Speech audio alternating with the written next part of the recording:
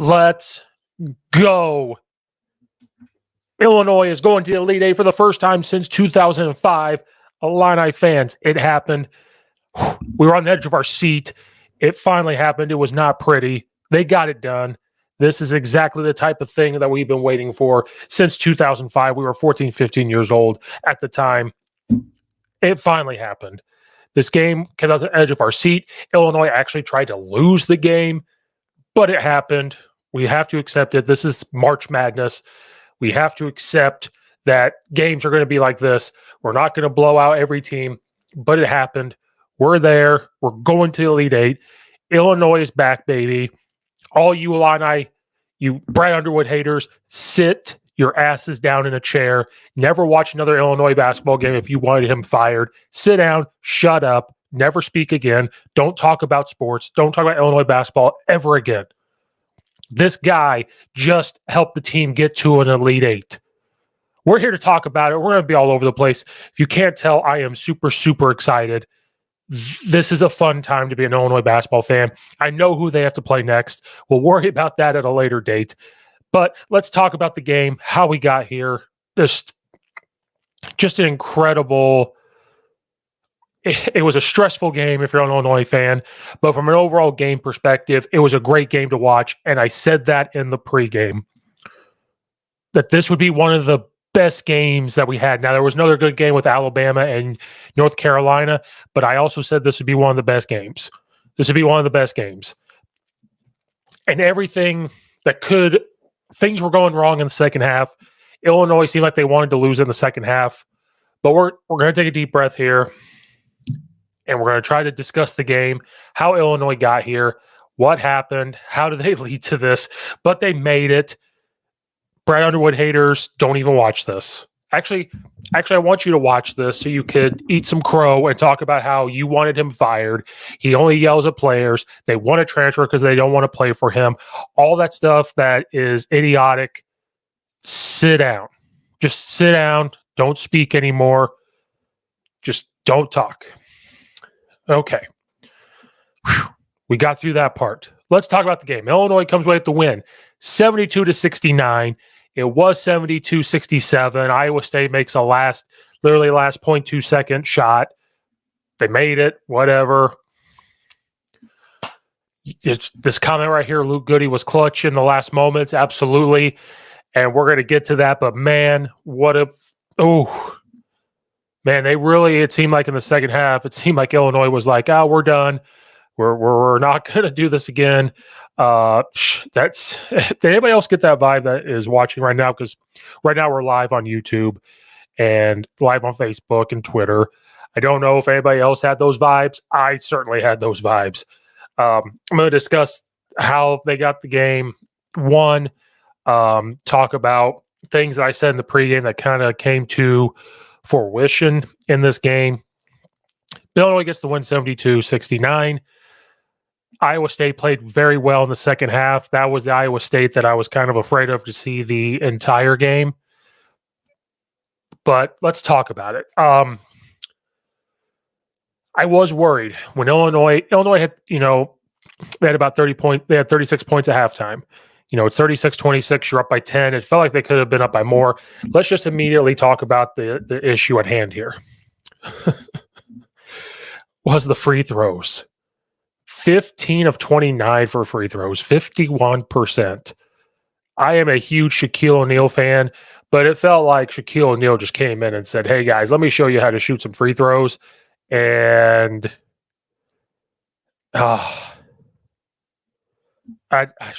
don't know. I don't know how. 15 of 29. That's horrible. That's just god awful. I could have gone in there and shot better. shot better free throws. Shannon Jr. was 5 of 10. Danger was not good. He was 1 for 4. Goody was 2 for 2. Domas 3 for 3. But free throws, that's where we felt like that was going to be the key to the game. Illinois could have been up by 15 points or so at halftime. 15 points or so at halftime. And you would have felt so much better about this game. But the free throws were just god-awful. Just god-awful. I said in the pregame that we would be in some trouble if we got into a spot where Illinois was averaging almost 87 points a game in this tournament. And they're the number one, their top offense in the country. Them and UConn are top offenses in the country. And me and Cody Del Mendo talked about it on another episode where he pointed out the fact that if Illinois is getting into the 50, 60 point range, that's going to keep Iowa State close. That's where you get a little nervous. And that happened. I mean, he was right. Illinois, we're in the 50s and the 60s. Iowa State just hung around. And the more they hung around, the more you almost felt that something was going to happen. You felt that something was going to pop off with Iowa State. I'm super excited if you can't tell. I know it's late right now. It's 11:52 Central Time. Why was the game at 9:15 at night? Is beyond me. These need to be earlier. First half. Let's talk about the first half. First half, that was a different Illinois defense than we had seen in a while. That Illinois defense looked like Iowa State. The way they were playing their defense looked exactly how Iowa State plays defense. And they got Iowa State some early fouls. And I said, if you get Iowa State in some early fouls, they have to back off on how they're playing, and it puts you in a better situation. Iowa State also kept hopping into zone, and they did in the second half too. But in the first half, they were hopping to a zone, like a matchup zone even. Illinois was making the extra passes. Terrence Shannon Jr. did his thing. He was making shots. They were getting to the lane. They were getting fouled. And I said, if they drive to the lane and get fouled, they were going to be put in good position. But when they got fouled, they couldn't make free throws. But they were doing exactly what in the first half, what they needed to do to win. They were rebounding the ball very well in the first half. They were making Iowa State take bad shots. And part of that first half where Illinois had to play the half-court game, they were not as successful. When they started to get up and down, and Iowa State said, okay, we're going to try to match you going up and down, they were just throwing up shots, like literally one-handed, that had no business even being done, and they were not being successful with it. And that's how Illinois can win basketball games, and that's how they have all year. And Iowa State, that's not their game. Going up and down, that's not their game. So when we got into this fast break up and down the first half, I felt pretty good watching it. I'm thinking to myself, okay, it was 16-6 at one point. And I said, okay, this may not be in the 80s, 90s scoring for Illinois, but if they play this tough defense, keeping it in front of them, getting the rebounds, getting fast breaks, getting some of these big-time steals, forcing Iowa State to be uncomfortable, we're going to be okay. And like I said, if it wasn't for the free throws, we would have been up at least 15. We were up by 10. You could have been up 15, between 15 and 20. I'm not saying you don't need to make every single free throw. But if you shoot 10 and a half, you hopefully make 8, right? So you're looking 15 to 18 points more that you're up, which then that does change the game, because now maybe we win, we're going to win 72-60. And it's just a completely different feel. It's a completely different mindset for Iowa State. Maybe they start to do way more things they're not comfortable with, where if when you're down by 10 and you know that you're the number one defense, you're in a situation where you could still come out and play that style of defense that you won the second half because you're settled in. Your guys that got in early foul trouble, you could put back in. But now you're like, okay, well, we can't have this half-court game.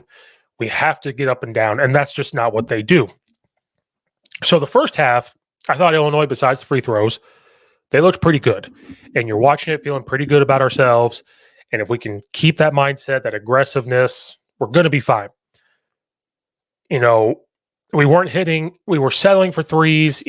That's the thing with Illinois. They go through that spurt where they do really well in the fast break. In half court, they actually move the ball around. But then there are times where they just stand there and they watch. And then with 10 seconds left in the shot clock, they want to throw up a three that they don't need to. And that's just sometimes what they do. And they do it when they're in the first half or when they're up. and they feel like they can. Kind of stinks when that happens. But that's been Illinois for a while. But up at 10 at halftime, Brian Underwood said you're up at 10 at halftime in the Sweet 16 game, trying to get to the Elite Eight game. You're feeling pretty good about yourself. And I felt good too. Second half, it belonged to Iowa State. I mean, they outscored us 43-36. It was 36-26 at halftime. Iowa State comes out. They were 3 for 3 or 4 for 4 on shots. Illinois really couldn't make shots. Now all of a sudden, it's a tight game. Terrence Shannon gets in foul trouble. And when that happened, I'm like, oh shit. Like, you're literally like, oh my gosh, like, he's in foul trouble. You need someone else to step up. And the guy that stepped up at the end was, like the comment on here, was Luke Goody. He came in, he hit some free throws. He had the 3 to help out. Dane Danger's foul at the end was just god awful. Dane Danger, it's the same thing with him. It's either you're going to get this really, really good game. He made a lot of good moves in the post, but then you had that good steal. He tries to dribble down the court, tries to go behind his back, get it stolen. Like, you're doing too much. Like, I would never do that. I would never grab the ball and just go. If I played center, I'm not Dane Danger, but you just don't do that. Like, get the ball to somebody that can dribble. I know we want to go fast break. You just got to steal, get it to somebody. They can move it to the other side of the court. You pass it back, they get it to the other side of the court, go. And that's how basketball works. And that's what he should have done. So it was things like that. Iowa State started to get some steals. We couldn't hit three-pointers. We couldn't hit even some mid-range shots. They started to really block our shots. That second half was the Iowa State that we have seen in the tournament and for most of the regular season. Good thing we had some points to play with, being up 10 and then going back and forth. But we also have to give credit to Illinois. Being in that situation where your best player has foul trouble and he's sitting down, Iowa State has all the momentum pretty much the whole second half. You kept fighting. You kept clawing. I know Iowa State isn't the most talented team. This wasn't UConn. This wasn't UNC. This wasn't Alabama, or even how Clemson's been playing. But they're in the Sweet 16 for a reason. They are the number 2 seed. So they are a good basketball team because of their defense. Their defense forces a lot of things for them.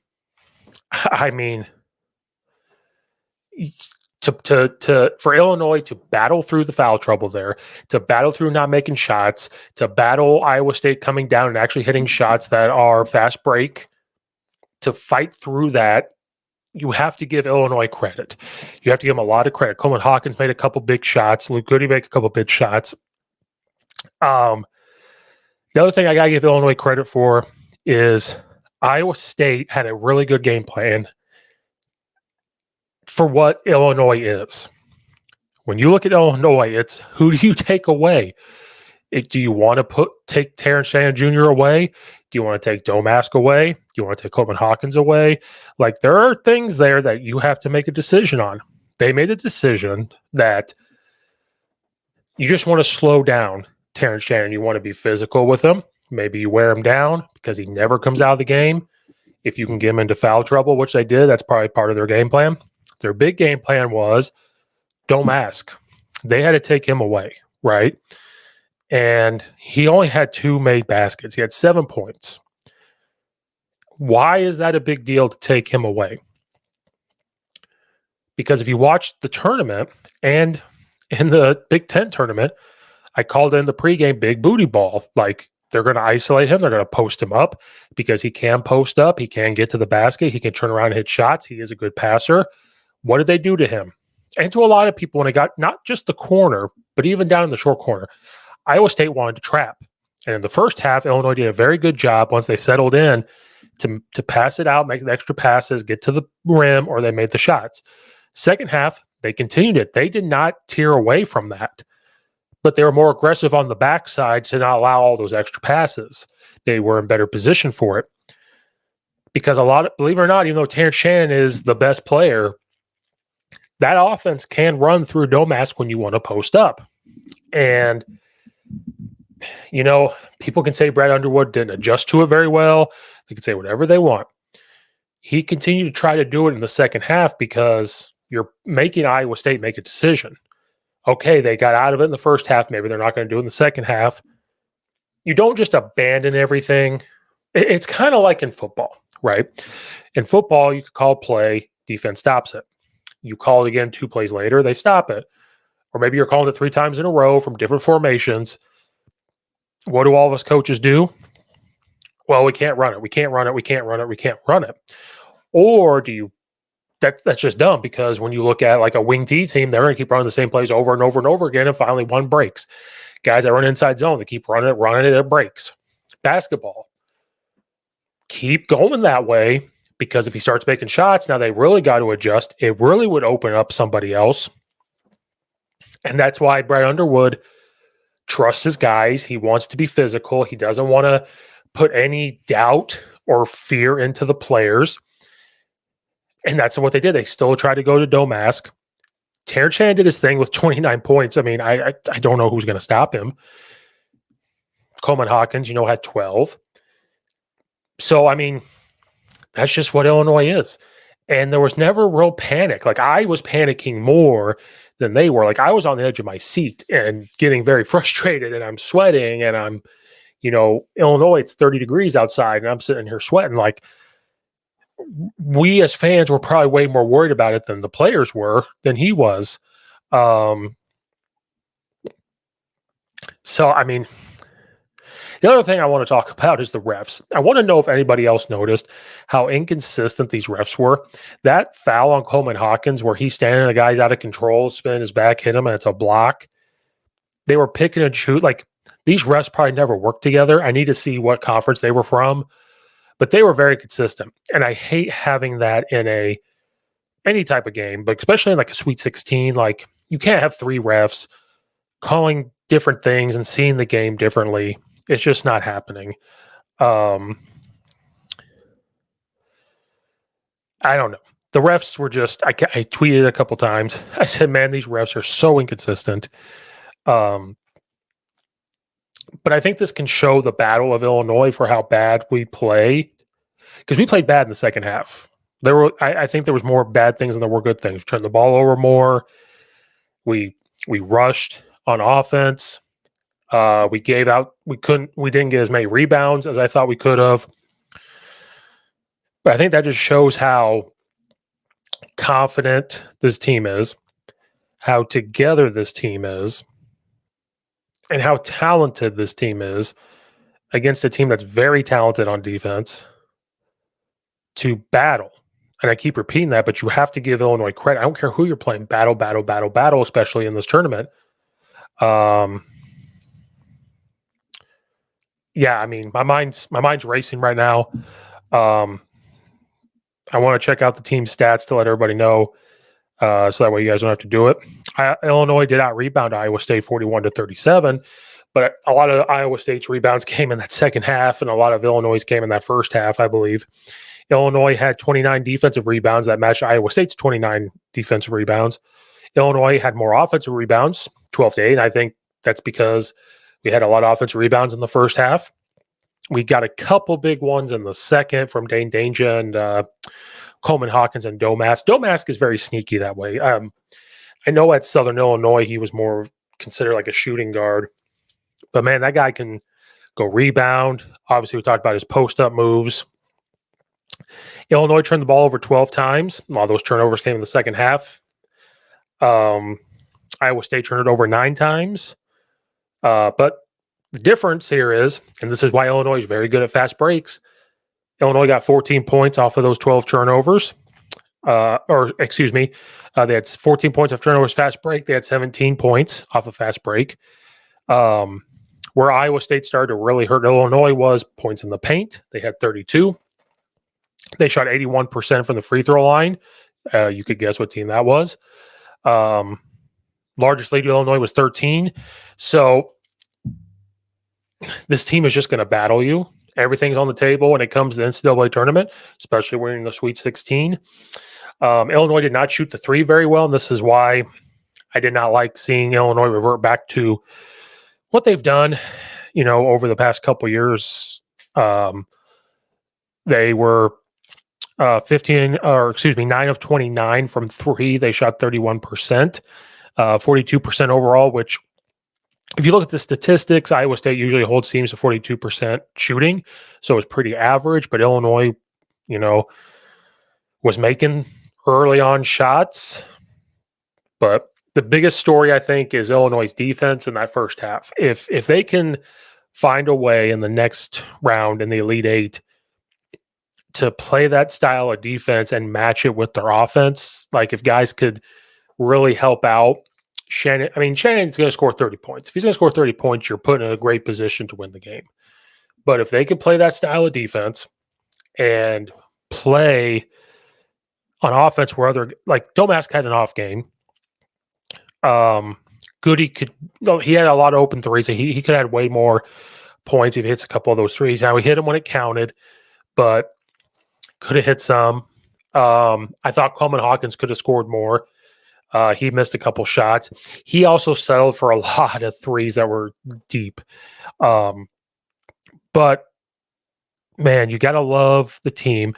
And then you saw a different – I haven't seen the full – usually we see what happens in the locker room. There might be, celebrating right now. I need to check it out on social media, but I don't know if I've seen anything in the locker room. But, I don't think there'll be necessarily a water fight. There could be, but I also saw, after the game when they were getting to the Sweet 16, they were really celebrating after the win. You saw it on the court going into the locker room.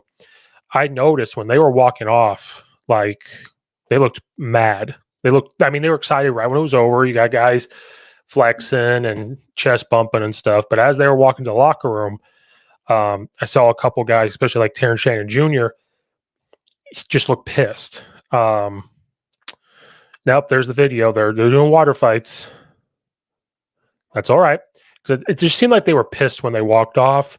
Maybe because, to me, it was more settling in for, they could have played better. They could have done more and different things. But, ultimately, you battled.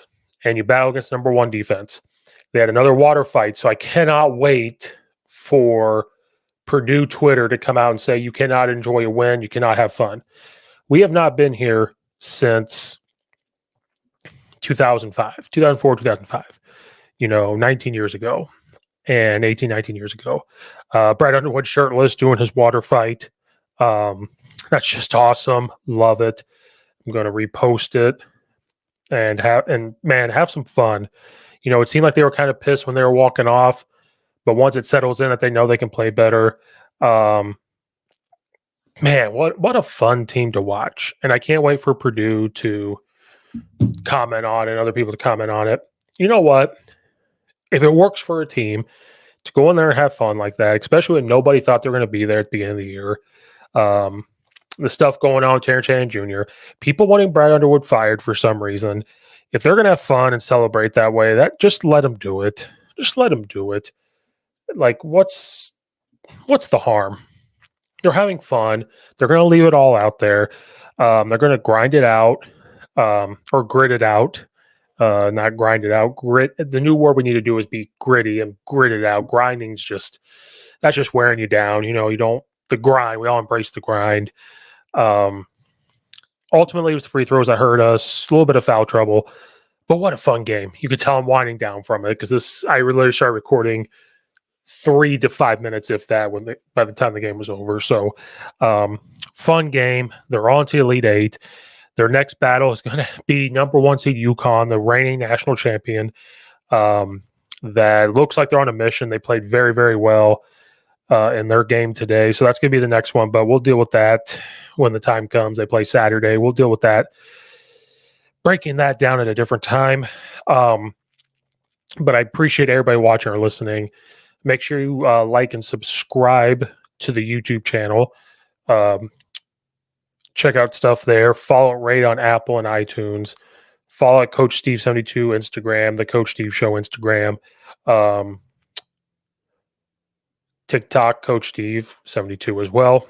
Hopefully get clips up there. I think that's about it, guys, for breaking down this game. It was super exciting. It was super stressful. We expect a lot from this team, but we got to sit back and say they are in the Elite Eight, and no matter what happens, they're Big Ten tournament champions. They're in the Elite Eight. They're going to be one of the last 8 teams standing in March Madness. It's just fun to watch, and they're having fun in the locker room.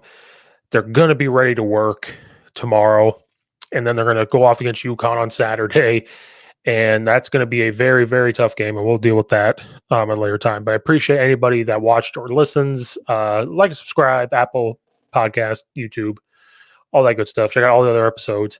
Thank you guys again for watching and or listening. We were going to see you guys next time.